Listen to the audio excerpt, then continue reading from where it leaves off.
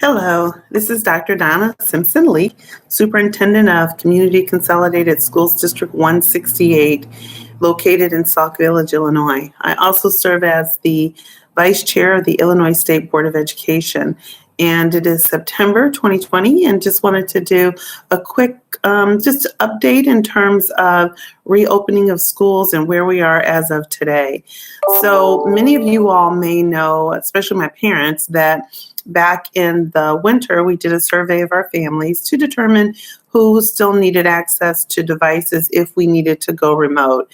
And we did provide devices in the spring for all of our students because we did, as you all know, in March of 2020, we went remote. But subsequently, we did a great deal of work to be ready for what this school year might look like.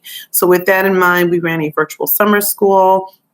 We surveyed our families again in June to determine who still needed devices, who needed internet access, and from that, we ordered Chromebooks for every single student in our district.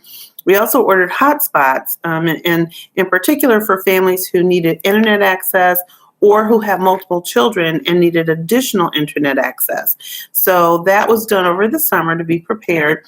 And like many school districts, we set up a COVID-19 task force that had parents, teachers, clerical staff members. We had board members, administrators. We had about 65 people, and we met on a weekly basis. And from that task force, we actually were able to determine all of the personal protective equipment that we needed. So that would be masks, gloves, plexiglass for our main offices, plexiglass for student desks. We even worked through what it might look like if students are there in a desk with the plexiglass and they needed their personal space, even what that would be taped, even how that might be taped off on the ground, even the decals on how far to stand apart if you're in the building. So we met over the course of the summer, and initially in June, about 60% of our parents were looking for some kind of in-person option.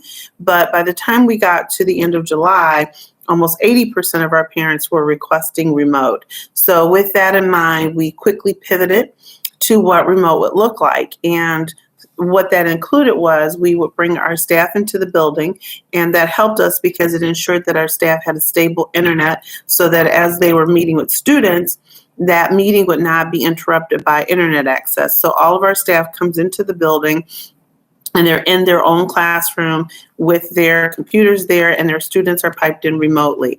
And they have access to all the materials they need, the resources, administrators, our tech team, whatever their needs are. So that's how we decided we would start our school year. We disseminated to all of our students, each individual child, a Chromebook. We also disseminated to families hotspots, and we actually just got more hotspots in last week for those who still needed some. We also brought into our buildings our students who needed occupational therapy, physical therapy, or speech pathology. And part of that is because we felt like it was imperative that if those children needed 60 minutes a week, that we could schedule them for in-person so that they could come in and receive those needed special education services. One of the questions I was asked was, what happens if a teacher is absent? So we actually have substitutes that we utilize that come into the building, and they are in that teacher's classroom, and they provide the services for our students as if the students were in person. We also have worked very diligently with our custodial services and making sure that our buildings are sanitized daily. In the morning and in the evening, and that classroom doors are basically sealed to say this room has been sanitized, so that when a teacher comes in the morning, they are aware that my room was sanitized overnight and we're safe and ready to go. Right now, we are in the middle of doing all of our activities, large activities, virtually.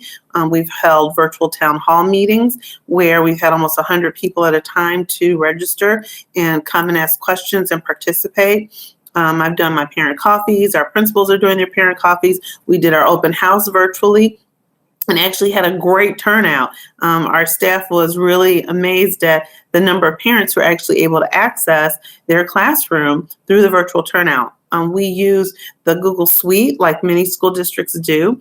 And we're finding that the more that our teachers learn about it, the more they understand it, the more support they give one another, the better our students are doing. So in general, we've been working in this virtual environment since we opened.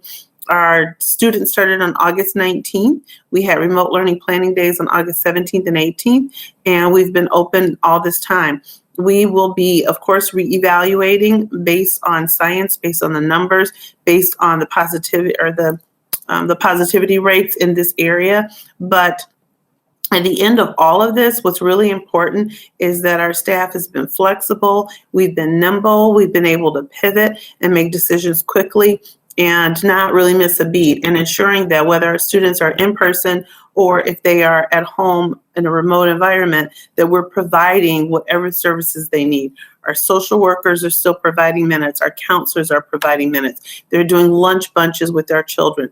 We're still doing our community circles in the morning. We're still doing physical education. Our junior high students are still going from class to class through the Google Suite application. We're still providing homework. We're still, we're doing our assessments. We've set up schedules for those assessments to be put into place with proctors and small group settings.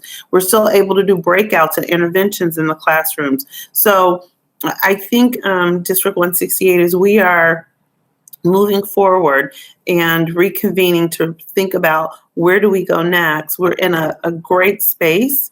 At the same time, whatever supports that you still need, please visit our website, our Facebook page, email, whatever supports you need. And as always, I'm available at DLEAK, that's DLEAK at d168.org.